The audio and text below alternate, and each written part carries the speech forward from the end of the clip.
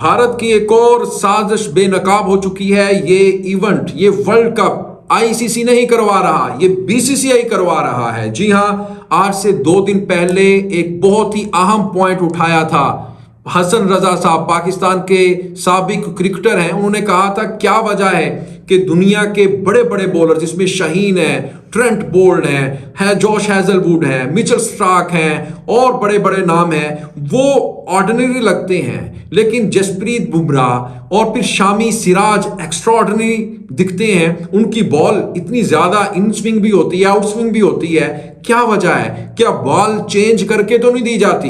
क्या पिच के अंदर कोई लेयर्स तो नहीं बनाई जाती?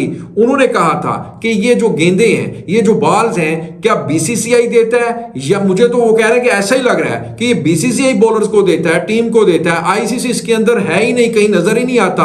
और देखें आज का मैच में देख लें आप, साउथ अफ्रीका जिसके खिलाफ पहले खेलते हुए भारत 326 रन बना लेता है, उसी पिच के ऊपर जो बड़ी फ्लैट है, फट्टा पिच है, मोटरवे लग रहा है, उसी पिच के ऊपर जब साउथ अफ्रीका, माना कि साउथ अफ्रीका चेज करते हुए थोड़ा घबराता है, लेकिन भाई क्या हो गया उस पिच के ऊपर? आपने दो स्लिपें ली हुई हैं मिड ऑन पर, जैसे टेस्ट मैच के ऊपर स्लिप नहीं लेते मिड ऑन और मिड ऑफ के ऊपर आगे, वो भाई उसने आगे 2 स्लिपें ली हुई हैं। वो ये डरबन की पिच है, वो क्या हो गया आपको? इसके ऊपर मेरे ख्याल में सबको बोलना चाहिए, सबको बात करनी चाहिए। ये इंडियंस इतने बेईमान हैं, इन्होंने क्रिकेट के अंदर इतना गंद फैलाया हुआ है, इसके ऊपर इंक्वायरी होनी चाहिए, इसके ऊपर सबको बात करनी चाहिए। ये हो ही नहीं सकता। इस टूर्नामेंट से पहले जो इंडिया की बॉलिंग थी, वो दुनिया का हर बड़ा क्रिकेट का जो पंडित था, माहिर था, वो यही बात कर रहा था कि सबसे कमजोर बॉलिंग है तो इंडिया की है, सबसे अच्छी बॉलिंग अटैक है तो वो ऑस्ट्रेलिया के पास है या फिर पाकिस्तान और इंग्लैंड के पास है।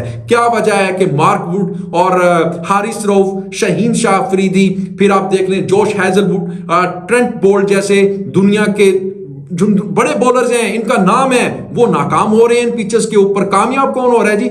जसप्रीत बुमराह साहब। और कौन कामयाब हो रहा है जी इस पिच के ऊपर, मोटरवे फट्टा पिच के ऊपर? शामी और सिराज, जिसको खिलाया ही नहीं जा रहा था शामी को इस टूर्नामेंट में।